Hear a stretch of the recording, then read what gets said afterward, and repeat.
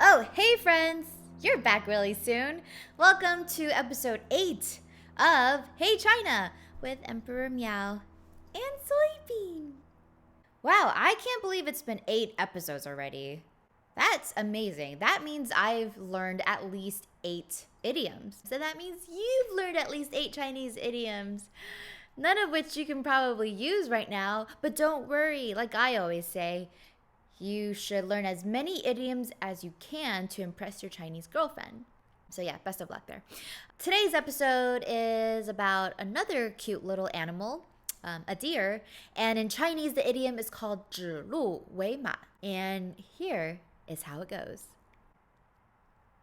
This idiom is really weird. It's called pointing at a deer and insisting that it's a horse. Everybody knows that a deer is a deer and a horse is a horse.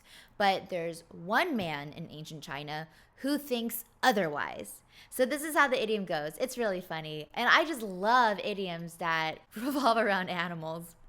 After the death of Emperor Qin, goodbye, you're dead. His son, Qin II, inherited the throne and came to power. So his son became known as Emperor Qin 2.0. That's pretty cool. Yeah, so the Chinese people weren't like super original back then. You know, you just have like, I shouldn't say that. Just, you know what? Cut. I'm going to cut that part out because I shouldn't say bad things about Chinese people. Emperor Qin II was pretty much the figurehead back during that time because there was actually a eunuch, and a eunuch means a castrated man. There was a very historically famous eunuch, and his name was Zhao Gao. So Zhao Gao was a eunuch, and he became the prime minister. But what he really wanted to be was the emperor, and he really wanted to snatch the throne away from Emperor Qin II, but he couldn't. And that was okay for him for a while because he's like, you know what, as long as I'm prime minister and I'm pulling all the strings and I'm the one with the power, then I will continue doing that. So he was actually the most powerful person in China during that time. Emperor Qin II was just a young man, so he listened to literally everything that Zhao Gao would say to him. So you have this young emperor who's pretty much taking orders from the prime minister.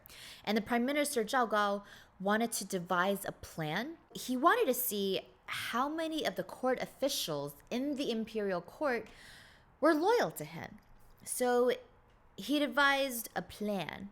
And what he did was he took a deer and presented it to Emperor Qin II and said, "Your Highness, here is a lovely horse for you." And Emperor Qin II looks at him and says, Prime Minister, this is clearly not a horse. This is a deer, obviously. And he said, No.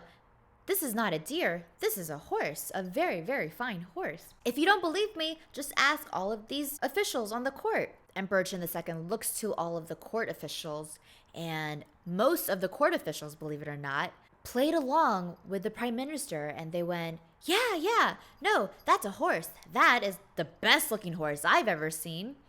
So almost all of the officials, because they were so scared of the prime minister who was in power, played along with him and tried to deceive the young emperor. Now, there were only a few officials at this time who wanted to be honest, and they defied Prime Minister Zhao Gao, and they honestly told the emperor, yeah, Your Highness, this is not a horse. This is a freaking deer. And that was the moment of truth for Prime Minister Zhao Gao. By testing out all of the court officials, he was now able to tell who was loyal to him and who was not.